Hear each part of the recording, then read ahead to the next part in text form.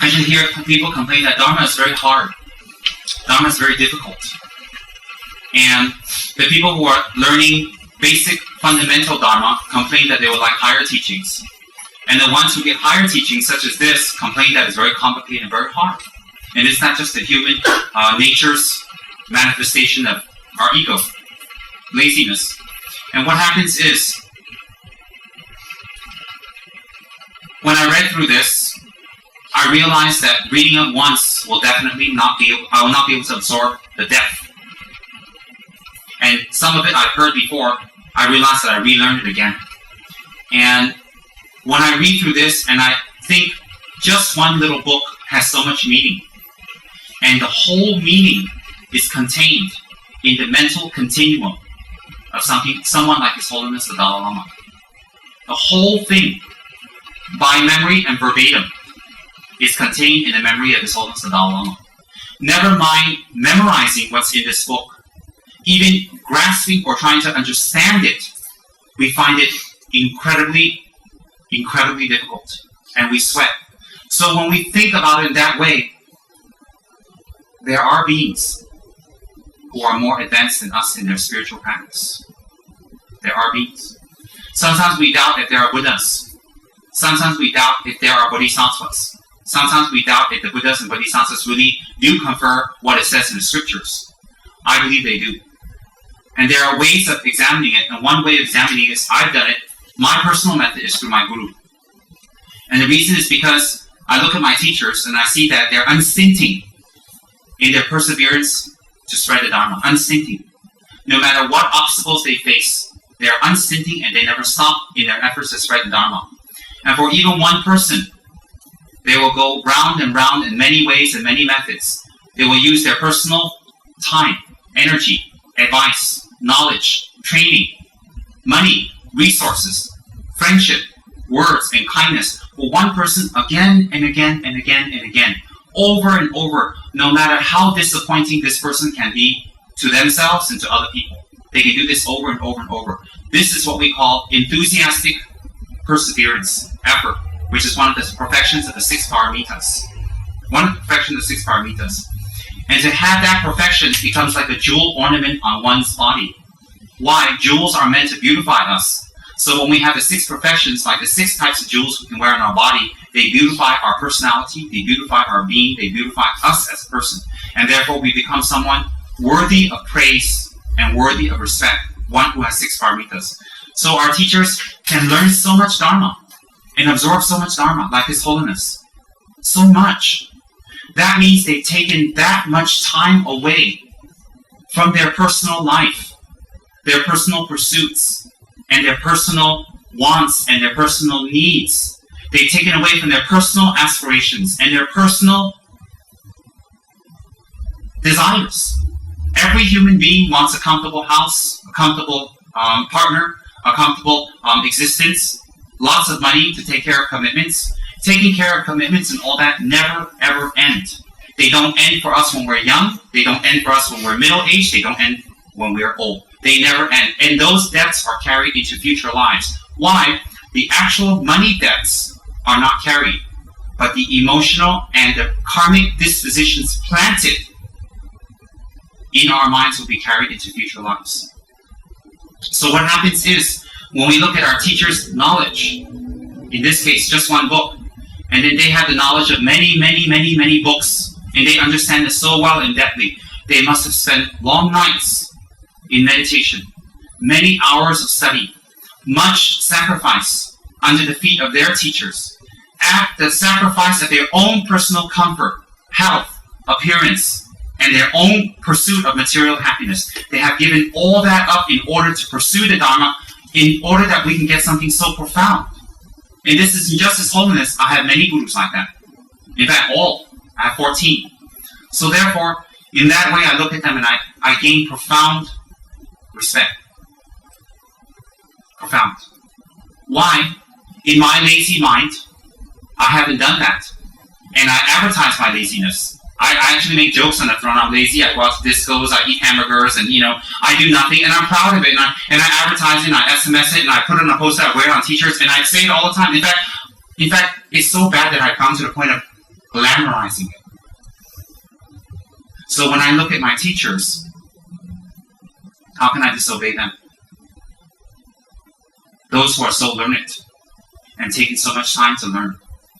Then I've seen my teachers come up with very, very different types of personalities. In the years that I've been in Dharma, 25 years, those who are flippant, jolly and happy, they come in and out like it's a fad. They do it for a few years, a few months, a few days, and then they're gone. They're in, they're out. It's like a new lollipop flavor. Yet my teacher is extremely patient with them, giving them gifts, advice, and love, and always available for them when they're ready. I've seen my teachers, such as Geshe Tsurim Gyaltsen. I've seen my teachers, who the students come and they just disappear for years. They come back again, they disappear for years. And every time he sees them, it's like he's seeing his own newborn child with love and affection in his eyes. And then I've seen my own teachers. Incredible.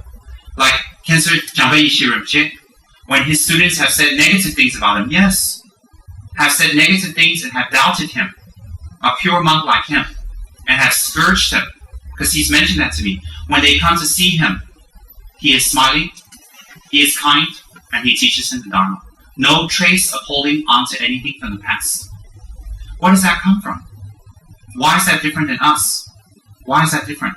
It says here, by His Holiness, a real sangha has 4 very special qualities. One is, if someone harms them, they do not respond with harm. Incredible. How many times have people said something to us or did something to us and we respond back? We may not do it immediately because we have our own little ways. Some smile, no problem, people are looking. When no one's looking, we get them. Some do it immediately. But a real Sangha member, Arya Sangha, is someone that when they're harmed, they don't harm back. They don't respond with harm. The second quality, His Holiness says, is if someone displays anger towards them, they do not display anger back.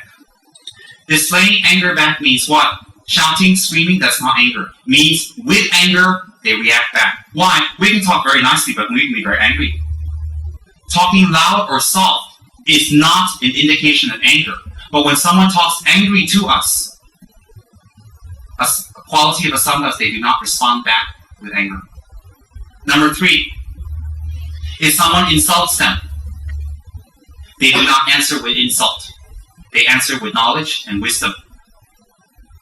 Number 4 quality of a sangha is when they are accused of something, they do not retaliate. Those 4 qualities alone in a holy sangha makes us praise the person, praise that being that holds those kind of vows. Incredible, incredible. Why, in this day and age, which of us can hold even one of those? Very, very difficult. That comes from what? That comes from not putting on the robes and cutting one's hair, or designating some position, or living in some temple or monastery. Because some of us have been monks and nuns in past lives and this lives, but we still are angersome, we still retaliate back negatively, we still get revenge. Putting on the robes doesn't make you a sangha. Developing those qualities from the 6 paramitas make you a true sangha. And by the way, a true sangha doesn't have to be a monk or a nun. Doesn't have to be a monk or nun. Just they represent the true sangha. So when I look at my gurus and I see that even when they were very young, when I read their biographies, even when they're very young, their pursuits and their struggle and their pain was never for themselves. Never. And that my struggles and my pursuits as a youngin, when I was a child, was always for myself. Was to get good food for myself, to get a good partner, get friends, good house, good money, good reputation, a good job. That my whole life, even from youth, has been spent on getting things for myself. But my gurus, when I examine them, put themselves through retreats, initiations, making offerings. They went through study. They went through debates. And they spent their whole childhood that if any obstacles came towards them taking away from the Dharma, they could not be deterred. Not be deterred. Some of us, even when we have no obstacle to the Dharmas, we create our own obstacle. We create our own obstacle. But when we read the biographies of our great masters, these are not stories. These are masters that we see in front of our eyes. These are masters that we see living. That even when they're very young, they pursue the dharma, even through much difficulties. So there are masters who go through tremendous difficulties, and they overcome, and they still shine through and share the dharma and not be affected by their pain. And even privileged lamas, highly privileged lamas, with respect, like His Holiness the Dalai Lama, who is brought up and born with a golden spoon in his mouth, but was never spoiled by it. How many of us are born into wealth and luxury and prestige and name and being pampered and having money and wealth and everything easy? We grow up useful, responsible, caring, loving, and we take on even more responsibility as a sign of our good breeding. How many of us? So some of you say, well, with His Holiness, he got the best teachers in the land, he got the respect of the land, he got a big palace, he's really wealthy, he got money and everything. Yes, but look what he's doing with it. Look what he's doing with it. And how many of us, if we're born into that kind of privilege, would do the same thing? So either this way or this way, it's the same side of the coin. Living in wealth and being spoiled by it, or living in poverty and be distraught and brought down by it, is the same side of the coin. Attachment is attachment. And I will get into that more later. Attachment is attachment, according to His Holiness. So, when we look at their upbringing, when we read their biographies, they totally put themselves into the Dharma. They engage into Dharma. And they're very humble about it. From the time of their youth. And then in their teenage years, they also delve deeper into the Dharmas. They do their retreats and practices. And they learn Guru devotion.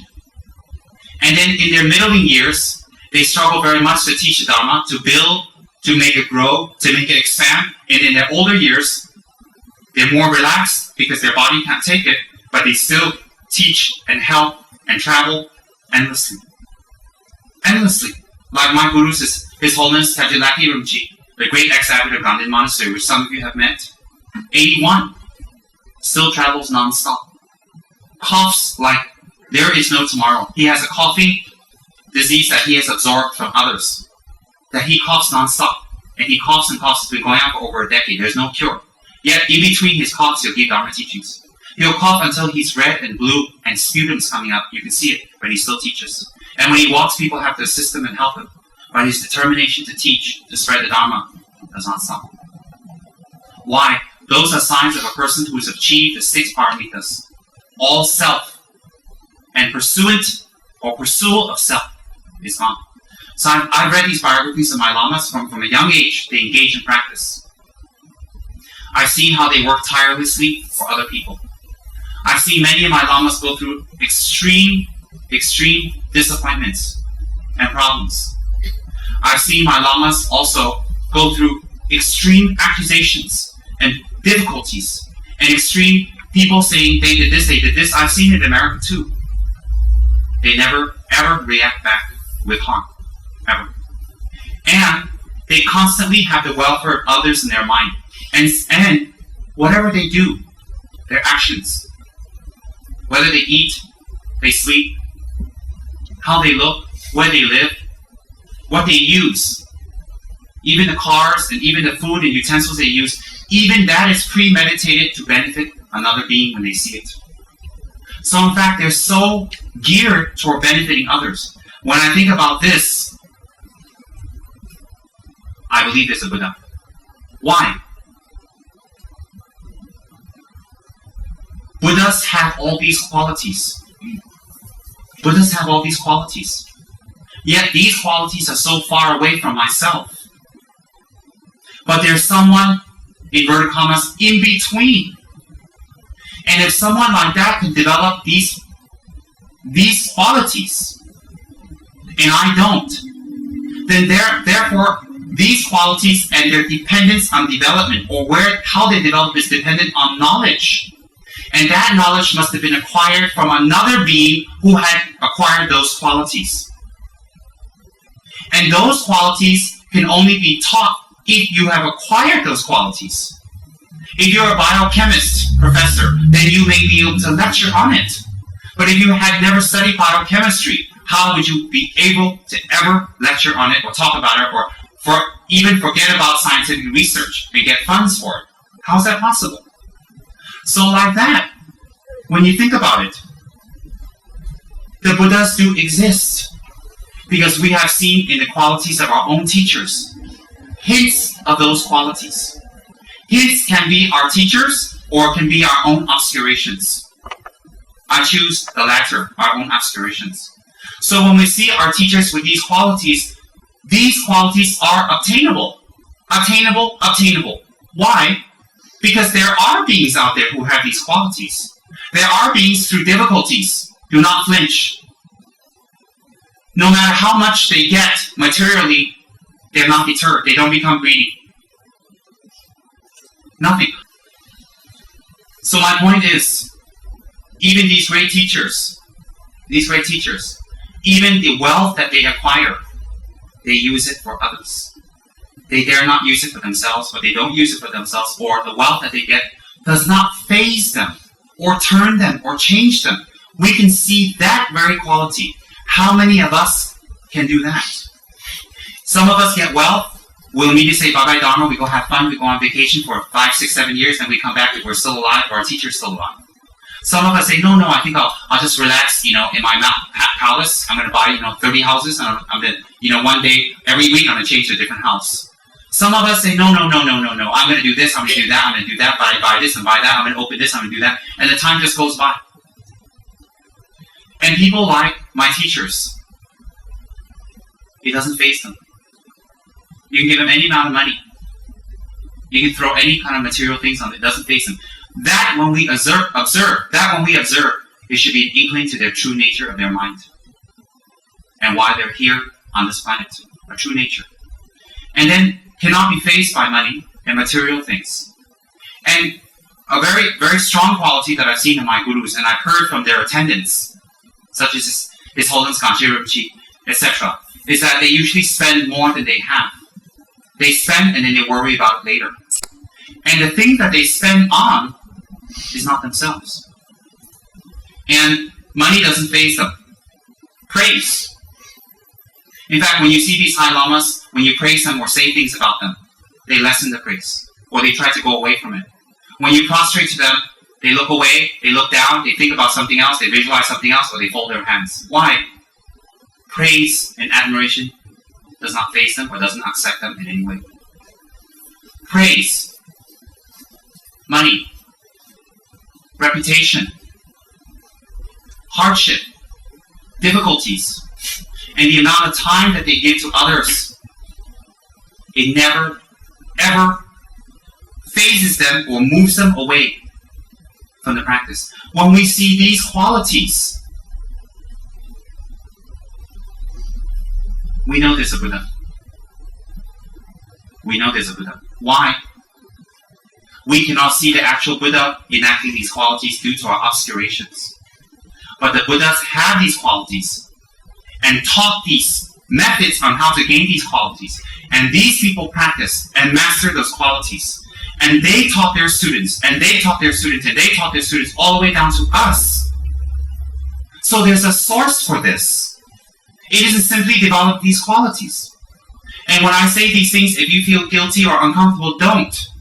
It's not meant to make you feel guilty or uncomfortable. It's meant to open your eyes to let you see inferential logic, that there is Buddhas. Their teachings are beneficial, and their teachings are alive, and they're real. And we can see that by the presence of our gurus. And their perseverance, their wisdom, their effort, their extreme patience towards us, their enthusiasm, and their generosity. We can see that in our teachers and our gurus. And to upset such a being, to displease or to not make such a being happy, then we push away all hopes of self-liberation for ourselves. Why? Don't talk about karma. Some accept, some theoretically accept, some don't accept. such a being, if we displease and we make them unhappy and we push them away all the time, don't talk about karma, then we push ourselves away from those very qualities. We like those beings because they have those qualities. So when we go near those beings, everything we live or be or enact with them or interact with them is to develop those qualities. When we push those beings away or displease them or create displeasure in their minds or create displeasure in our minds about them, then we push ourselves away from those qualities. Why? Where other place can we get those qualities that are abiding, permanent, without motive, free of the 8 worldly dharmas? Where else? So in that way, when we meditate and think about it, how precious it is to have a living master, a living guru, who teaches us the dharma patiently, again and again and again. We offer really nothing back in return. We can offer service, we can offer help, we can offer material items, we can offer money, we can offer sponsorship, we can offer all these things, and these things are necessary. But in comparison to what our Guru offers us and to many people, it cannot be compared. Therefore, to be stingy around our Guru, we will never develop generosity, which is one of the 6 perfections. To be impatient around our Guru, or to be not listen and follow, that's patience. We push ourselves away from patience. And likewise, the 6 paramitas, enthusiastic effort, etc. If we can be sometimes enthusiastic in our teachers, and sometimes we fall, sometimes we go up, sometimes we go, and it's constant and there's no end to it, then for us to be consistent will never happen. Why? If we can displease such a master that shows us this quality all the time, and yet we show the reverse or opposite back, how can we develop these qualities? The very reason we call this being our Guru is because they have these qualities and we've seen something of their qualities. Perseverance, effort, enthusiasm, their wisdom, their patience, and their generosity. We see it and we believe and we trust it. And therefore we call this person our teacher. So therefore, we call this person our teacher is because this person has qualities that we don't have. It's not we're bad and they're good. It's that we need to be close to such a being in order to develop these qualities. And if we're around these beings and we don't take advantage to develop these qualities, that means we will never develop these qualities. If we never develop these qualities, then we cannot complain when things go wrong for us. When life, year after year after year, we can be very poor and struggling all the time. We can have people who are our enemies, people who don't want to live with us, people who don't want to be friends with us, people who accuse us and see things wrongly about us. Or we can be very wealthy and we become lazy, we don't want to practice, or we become despondent. When we're around our teachers and we can act this way, whatever our condition is, rich or poor, is the same thing. And I will explain more. It's the same thing. Will produce the same results. Same. Whether you're very wealthy and you're attached to your wealth and your position, will create the same type of karma as a very poor person who's attached to someone who has wealth. Same. They go to the same place. They end up the same place. So, when we meet such a being, and we call our teachers, and we displease them, and we disappoint them, or we don't follow their instructions, then we must think more logically, as His Holiness says. In the Buddhist teachings, we're taught to even forgive and love our enemies. What more there is to say about our own Guru, who teaches us a precious path to enlightenment? It must be more than love. It must be born on mindful fanaticism. Mindful. So when our Guru gives us instructions, we should be fanatical about carrying them out. When he gives us practices, we be fanatical. Fanatical? about carrying them out. Do you know why? If we have observed our teachers to have these qualities, then everything that they teach us, peaceful, wrathful, laying down, sitting up, they come near us, they go away from us. They say come nearby, or they tell us to stay away. Or they scold us. They scold us for things we didn't do. They compliment us, they give us gifts, they don't give us things.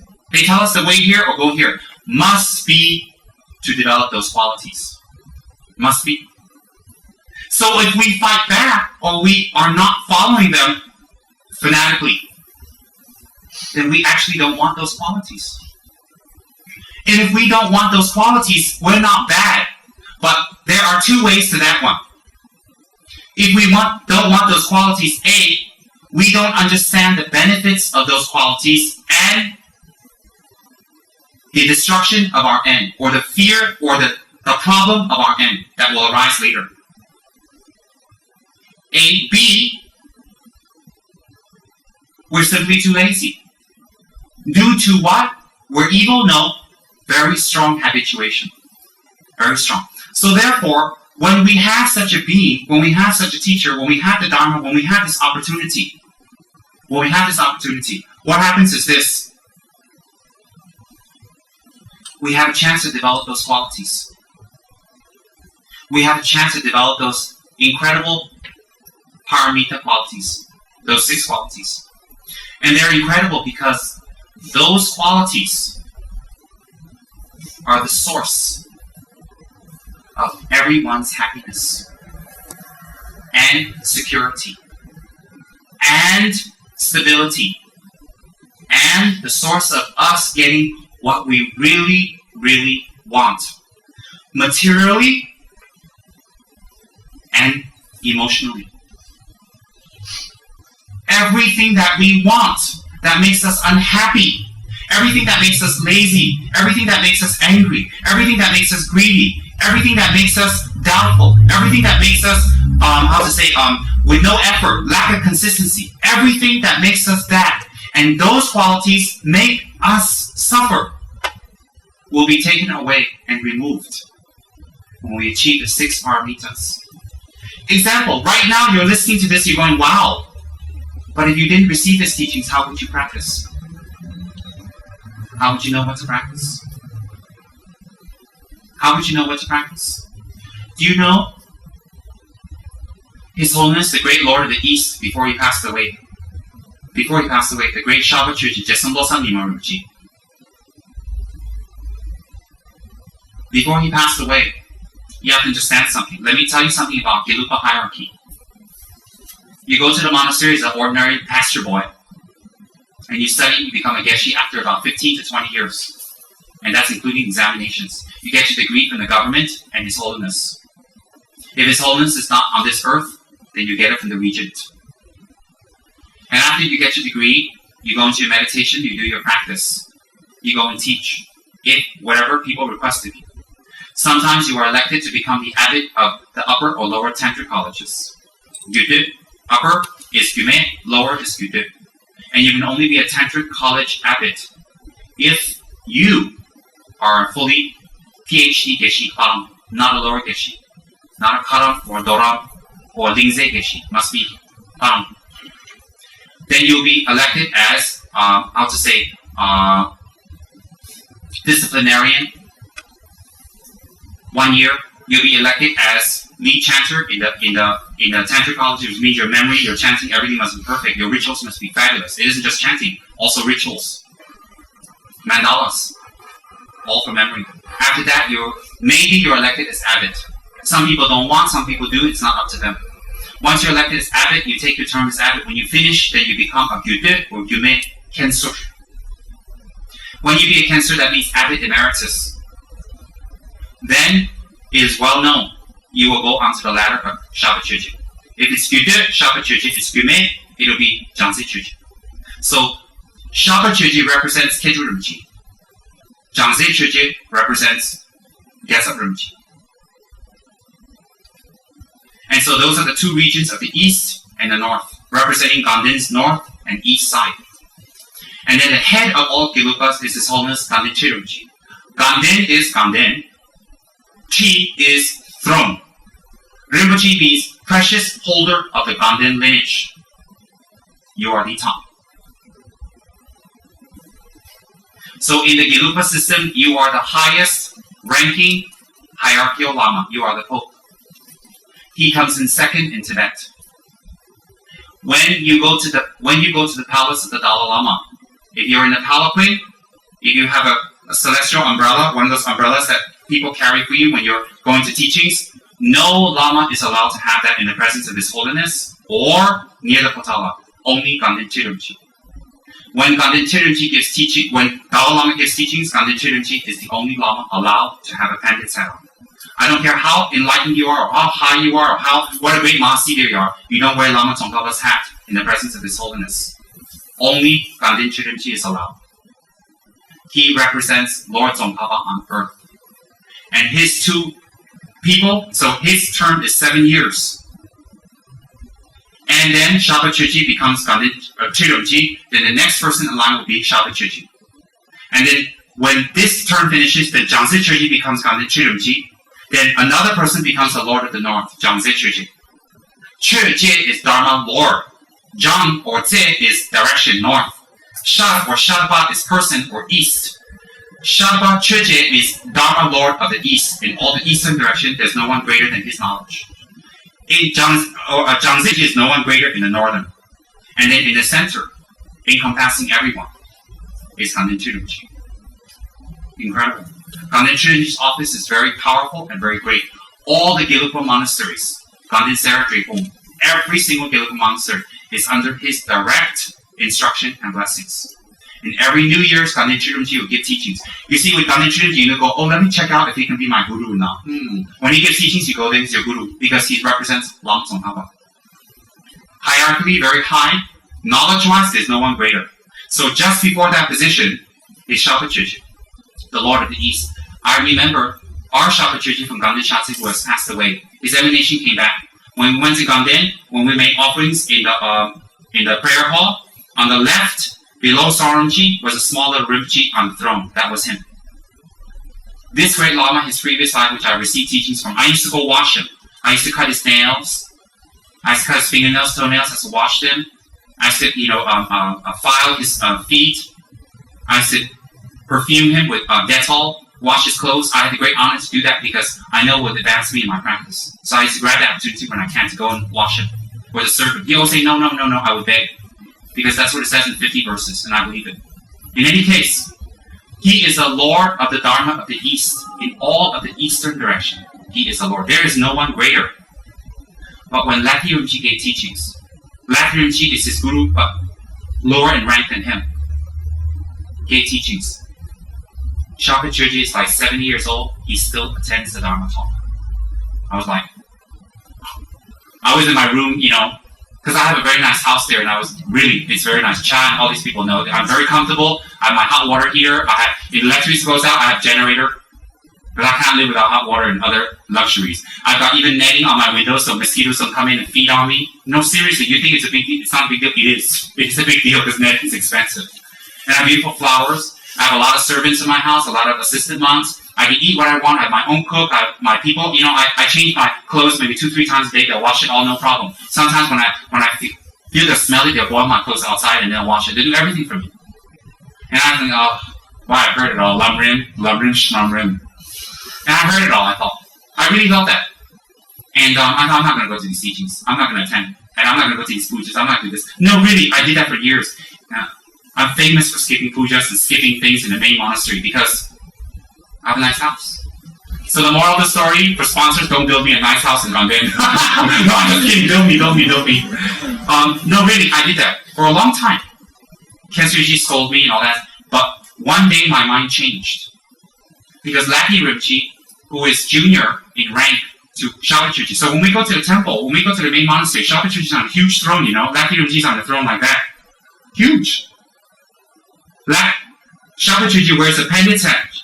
And Lakhi Rinpoche wears a normal hat because he's in the presence of Shalpa Chöchi. Hierarchy, okay? Although they're gurus and disciple. And when hierarchically, he doesn't have to go for these teachings anymore. Actually, it's not necessary because he's Shalpa Chöchi. So when he comes, they are in a dilemma, how to make a throne. It's no joke, how to make a throne. His throne is the highest, but his guru's throne's got to be higher, but hierarchically it's not correct. So I can hear the monk saying, how? So I just stand and go, what about my throne? Nobody's talking about my throne, you see. So of course I'm very humble, but I drop hints. What about my throne? What about my throne? Where? I got 30 spies. I said, what about my throne? They're like, excuse me, what about Tenrinji's throne? Shh, go away, you cockroach. I'm like, cockroach. That's right, I'm worried about my throne. They're worried about these great masters' throne. Okay, the point, when Laki Rinpoche gives these teachings, Shapachuji is a Geshe Hwaram. He is a disciplinarian, a lead Omze, and an abbot and ex-abbot of Gyude. And on top of that, he has ascended the Ganden throne of Shapachuji, Lord of the East, and he's going to be Ganden Chirimchi. And when Laki Rinpoche is giving Lamrim, he says, I forgot some things, I want to go and learn. I was like, I heard that with my own ear. Because I went for teachings with him, and I asked, are you attending teachings? He says, oh, of course. He says, Dharma talk, must attend. I said, why? He said, Bacha shower means I must plant imprints in my mind for the future. I must plant imprints. And I realized what he means when I read this. Imprints, how important they are. Being that great of a teacher, he still goes to Dharma teachings, still attends Dharma activities, still does all Dharma work. And he's the Lord of the East. And I'm the Lord of the cockroaches. And I don't want to go. And from that day on, my mind changed. No joke. You know what happened? I'll tell you why it changed. I realized that when we understand the Dharma enough, we can gain this kind of enthusiasm. We can cut away laziness, we can gain this kind of enthusiasm. That never ends. That grows and grows and grows. And this enthusiasm infects everybody around us, inspires everybody around us, and it blesses people around us. Why? It's very nice to see everybody attending Dharma or doing Dharma or being together. That's why we have this together.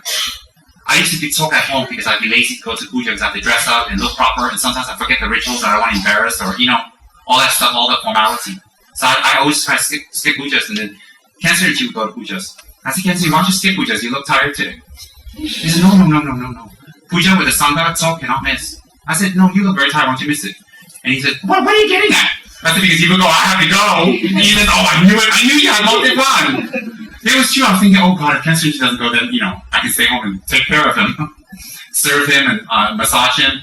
To skip puja because it's like hours and hours and hours and chanting and all that stuff. And so when I saw all this, it changed my mind. Not in a negative way. I'm not criticizing you or anyone, and I'm on tape. I'm not criticizing. I dare not. Why? Everybody has their karma. But we can't use that as an excuse forever. When I experienced that, when I saw that, I thought, wow. So these lamas spend this much time.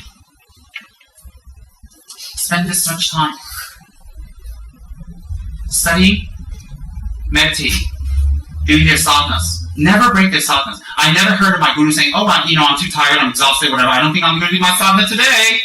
Never. I'll see my old gurus with diabetes, and their insulin is shooting up. And they have their arms swollen, and they're suffering. And they sit there like this, do their sadhanas. Even His Holiness Tridharma Rinpoche, when he was very, very sick in the hospital, could not do his sadhana. He was very ill. So his attendant read his whole sadhana to him. It's permissible that when we're sick, we have someone read our sadhana to us. So at least we hear it, even in that kind of situation. And their sadhanas are 6 to 7 hours a day. They'll never miss it.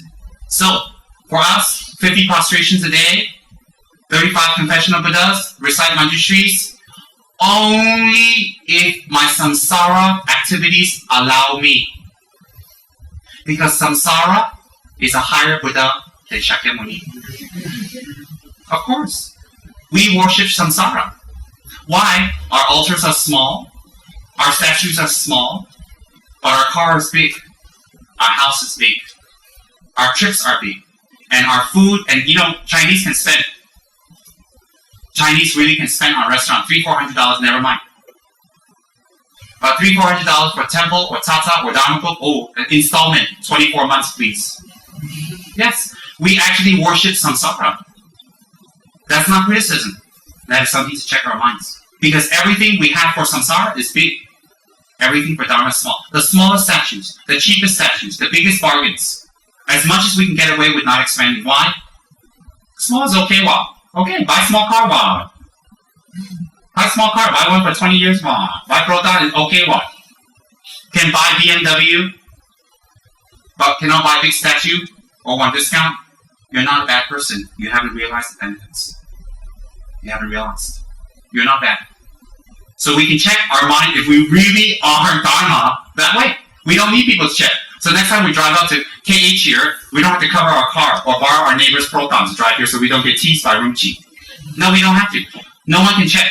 Or we don't have to wear a hat and bandana and run to our car. No one can see us which car we're going to. No need to embarrass. But we check ourselves. Even if people check us, they're in the wrong also because they have their attachments too because they wish they had what we had. Right? We have what we have, they can suffer. They wish what we have. It's all the same. No different. Nobody here in Malaysia got Proton. You say, I give you Vietnam, say, no thank you, I'm Buddhist. Not really.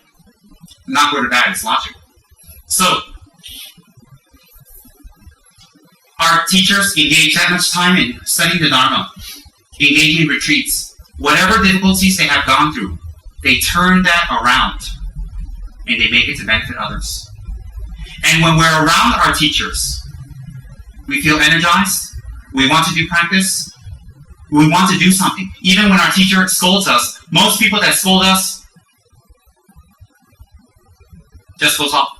But if our teacher scolds us, if we're very evil, we're not happy, but it affects us. If we're mediocre, okay, we try to make a change while he's watching. When he's not watching, go back to ourselves.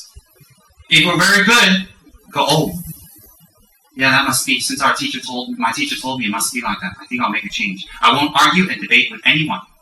It's right or wrong, because that's my teacher. But I will do it. The highest class of beings.